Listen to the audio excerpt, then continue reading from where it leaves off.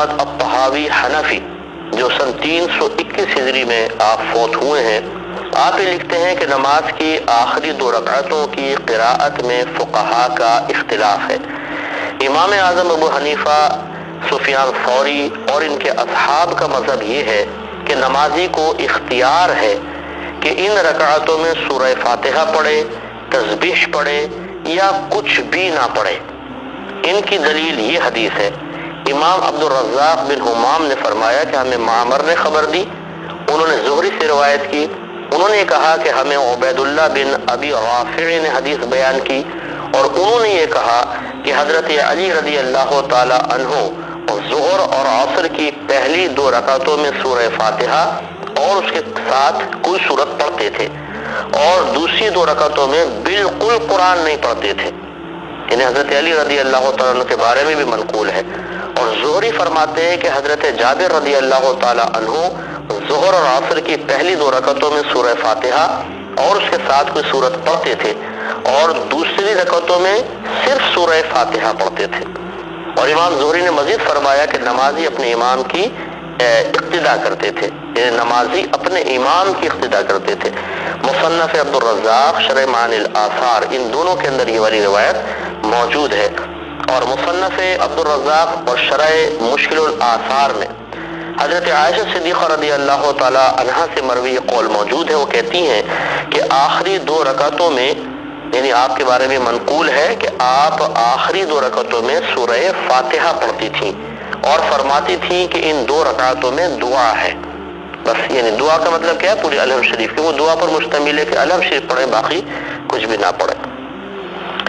اور حضرت ابو سعید خدری رضی اللہ تعالیٰ عنہ سے مروی ہے کہ آخری 2 رکعتوں میں پہلی 2 رکعتوں کی نصف قراءت ہوتی تھی۔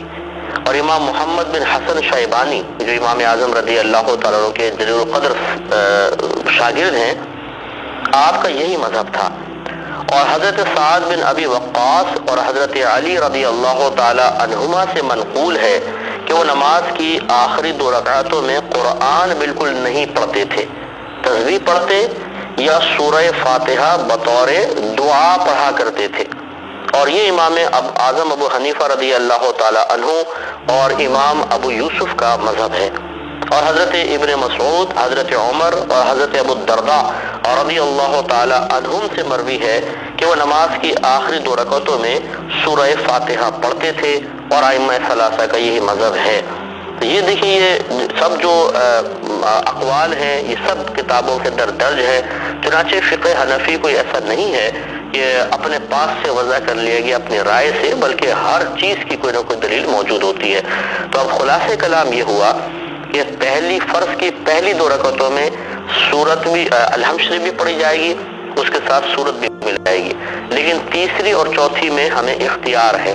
چاہیں تو صرف الحمد شریف پڑھ لیں، کافی ہے، چاہیں تو الحمد کی جگہ تسبیح پڑھ لیں، سبحان اللہ سبحان اللہ سبحان اللہ 3 مرتبہ پڑھ لیں، کافی ہے، کیونکہ ایک رکن کی کم از کم مقدار 3 بار سبحان اللہ کے برابر ہوتی ہے۔ تو 3 بار آپ نے سبحان اللہ سبحان اللہ سبحان اللہ کہہ دیا تو قیام کا فرض پورا ہو گیا، آپ رکوع سجود کر سکتے ہیں۔ اور اگر چاہیں تو کچھ بھی نہ پڑھیں، 3 بار سبحان اللہ کی مقدار خاموش کھڑے رہیں، تب بھی کافی ہے، لیکن افضل اور اولا یہی ہے کہ ہم سورہ فاتحہ کو پڑھ لیں۔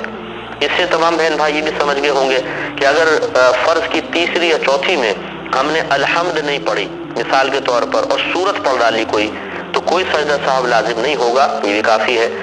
اور اگر کسی نے الحمد کے ساتھ ساتھ سورت بھی پڑھ ڈالی تب بھی کوئی مسئلہ نہیں ہے، کیونکہ کم از کم الحمد کا پڑھنا مستحب ہے، زیادہ قرات منع نہیں ہے، لیکن یہ خلاف سنت ضرور ہو جائے گی، کیونکہ پہلی والی زیادہ لمبی ہونی چاہیے، دوسری چھوٹی اور آپ نے اس طرح برابر کر دیا، یہ زیادہ خلاف سنت ہوگا۔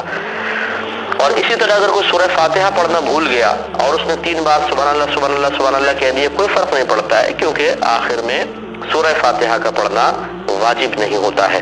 تو امید ہے کہ آپ بہت سارے وساوس سے بچ جائیں گے اور یہ شرعی مسئلہ بھی اچھی طرح سمجھ کے دوسروں کو بھی سمجھائیں گے۔ حدیث نمبر ہے 7